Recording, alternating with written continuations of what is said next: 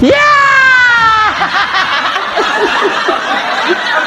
Saya baca komen dulu satu aja untuk pembukaan. Tapi tidak akan saya bahas. Cuman saya akan jawab aja bahwa, Bang, kok bajunya kalau nggak hitam putih, kalau nggak putih hitam, nggak punya warna lain kah? Itulah gue, itulah saya. Saya itu orangnya hitam dan putih, nggak pernah abu-abu. Iya. Apalagi berwarna. Nggak kayak politisi pada umumnya. Isi perut beda, isi kepala beda, isi hatinya beda, isi silitnya beda. Isi otaknya beda, yang keluar dari mulutnya juga beda semua. Jadi, gua nggak main di wilayah abu-abu atau yang gradasi. Jadi tegas ya, ya hitam-hitam, putih-putih. Ya, sukanya juga cuma 2 warna, kalau nggak hitam, putih. Sesuai dengan hati gue. Yeah! Gembel lu Bang, bisa aja lu. Lah nggak serius. Emang kayak begitu direncanakan. Kan ini jalan alamiah aja. Kagak ada. Gua nggak ada warna lain. Apalagi warna orange.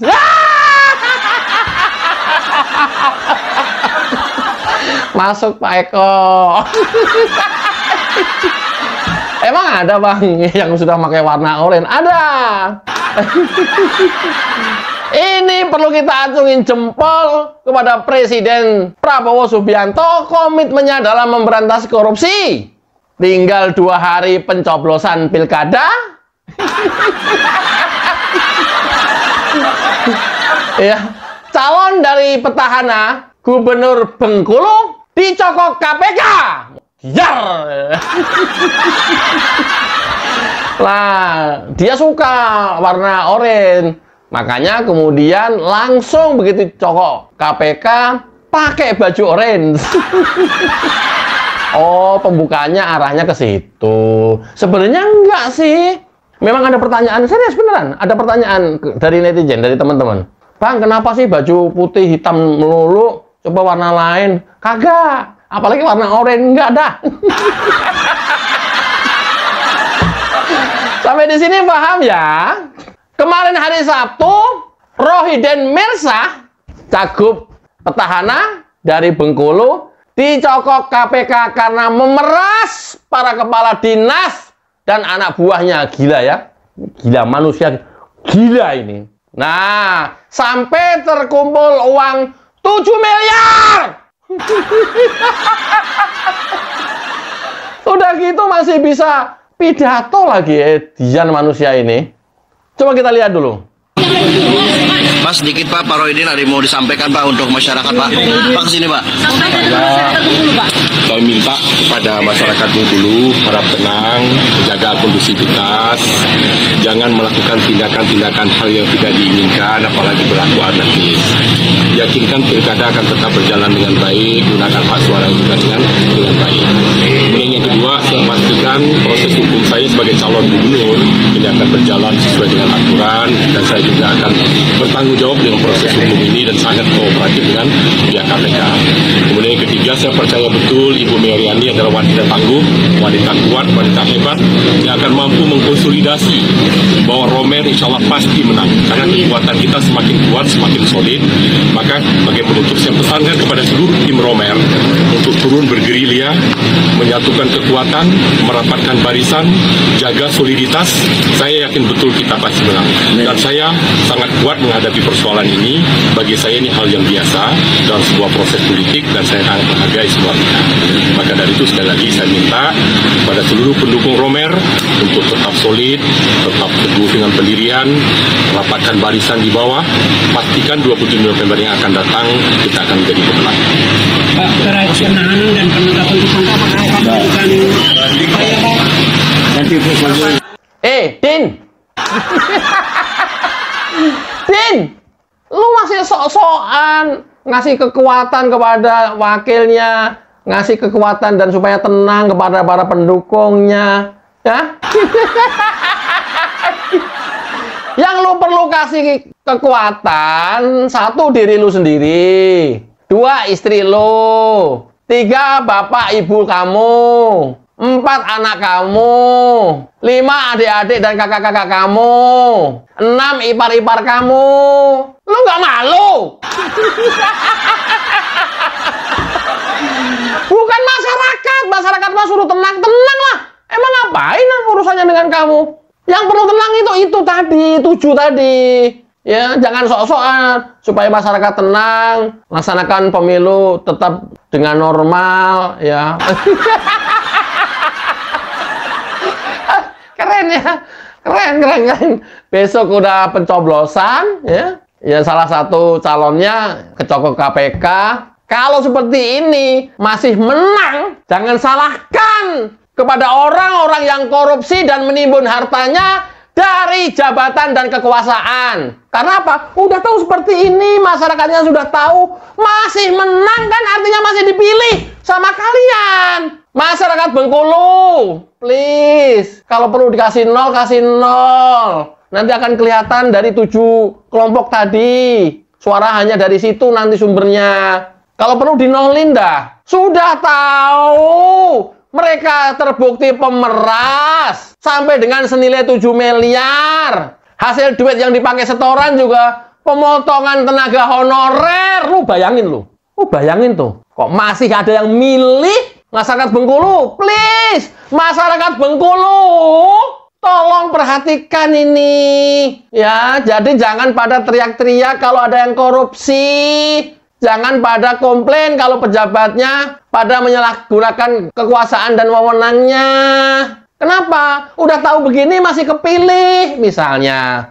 Tapi enggak, saya yakini masyarakat Bengkulu cukup cerdas. Ya, mungkin cuma dapat berapa? 100 suara lah, kurang lebih lah. 1000 lah, 1000. Dari keluarganya wakil kan pasti ada juga. Memberikan suara juga. Coba bayangkan. Gila kan? Gila lah, masa enggak? Oke. Hanya 2 hari jelang pencoblosan pilkada serentak, calon gubernur petahana Bengkulu, Rohidin Mersah, harus mengenakan rompi tahanan dan merasakan bui KPK. KPK menetapkan Rohidin Mersah beserta ajudannya Efriansah alias Anca dan Sekda Provinsi Bengkulu, Isman Fajri sebagai tersangka kasus pemerasan lewat sang Sekda dan dibantu ajudan Rohidin diduga juga memeras jajaran kepala dinas di bawahnya demi membiayai maju di pilkada serentak 2024. KPK mengungkap Rohidin mengancam untuk mencopot bawahannya jika tak mau menyetor uang. Salah satu kepala dinas bahkan ada yang menyetor hingga 2,9 miliar rupiah. Gila ya. Gila. Ini kalau manusia udah kayak gini, ini manusia ini karakter. Nggak bisa sembuh. Sampai mau biar juga akan seperti ini. Sulit untuk sembuh. Mungkin dulu enggak. Ya, karena mungkin kesempatan dan kekuasaannya belum sebesar ini. Manakala manusia mendapat kesempatan dan kekuasaannya yang seluas-luasnya, bahkan tanpa batas, seorang kepala daerah itu sudah kayak raja kecil, sudah kayak presiden kecil. Dari sanalah kemudian kita diuji dan kita tahu watak dan karakter aslinya orang itu seperti apa. Ini baru kelihatan sekarang. Dan banyak contoh-contoh lain para kepala daerah yang seperti ini juga. Parah kan? Parah banget ini. Sumpah parah banget. Sekali lagi masyarakat Bengkulu, hati-hati please. Besok nih tanggal 27 November nih, bukan nanti nih, besok. Masih ada yang milih nomor urut 2 Rohidin Meriani, pasangan Rohidin Meriani. Kok ya kebangetan bener masyarakatnya. Udah tahu menjadi tersangka koruptor, masih dipilih juga. Ini yang berkembang di sana, ya, yang di framing oleh tim sesnya sama pengacaranya adalah bahwa ini politisasi dasmu.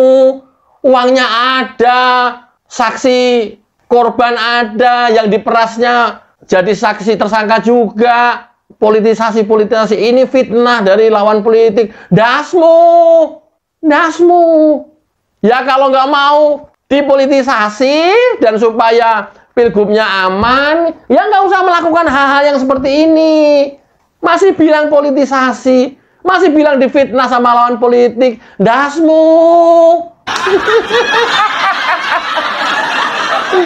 Loh, framing-framingnya Kak, aduh ya Allah, menyesatkan masyarakat banget. Udah tersangka, sudah ada barang bukti, udah tinggal nunggu sidang, tinggal tunggu putusan vonis, sampai terkumpul dan disita uang cash 7 miliar. Ada yang mengaku kepala dinas setor 2,9 miliar. Seorang kepala dinas dapat uang dari mana segitu banyak? Oh, gajinya juga mepet pas-pasan. Coba, udah gila kan kayak gini. Masih bilang dipolitisasi, masih bilang difitnah lawan politik, kan gila kayak begini mah.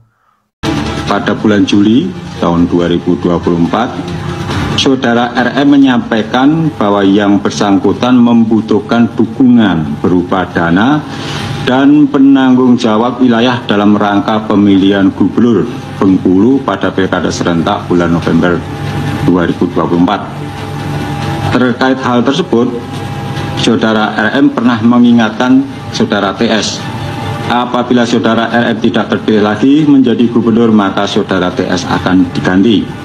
Setoran uang para kepala dinas diambil dari berbagai sumber, dari potongan anggaran ATK, potongan SPPD, potongan tunjangan pegawai, hingga honor guru dan pegawai tidak tetap, serta donasi dari masing-masing satuan kerja. Tak tanggung-tanggung, KPK menyita uang senilai 7 miliar rupiah dalam bentuk 3 mata uang, yakni rupiah, dolar Amerika, dan dolar Singapura, yang ditemukan di sejumlah tempat dari rumah hingga mobil para tersangka. Calon gubernur petahana Bengkulu Rohidin Mersah sebelumnya terjaring dalam rangkaian operasi tangkap tangan KPK di Bengkulu pada hari Sabtu malam 23 November lalu. Ketiga tersangka pun akan ditahan selama 20 hari ke depan di rutan KPK Jakarta.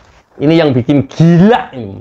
Ini manusia-manusia gila ini. Kepala dinas dipalak semua untuk setoran, membantu pemenangan pilgubnya dia, pencalonan pilgubnya dia dalam jumlah besar. Terus kepala dinas juga mikir, gua nyari duit segitu banyak dari mana? Kepala dinas kan keukur gitu. Akhirnya yang dilakukan oleh kawan-kawan kepala dinas ini adalah nyari uang dari potongan SPPD, dipotong, ya. Potongan anggaran ATK, belanja ATK dipotong. Potongan tunjangan pegawai, kan gila ini. Manusia gila ini mah. Tunjangan pegawai dipotong.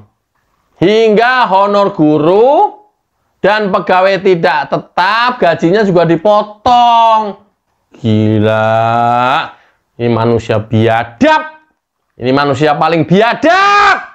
Mengorbankan orang-orang kecil, pegawai-pegawai rendahan, pegawai tidak tetap, honorer, masih dipotong, honorer masih dipotong.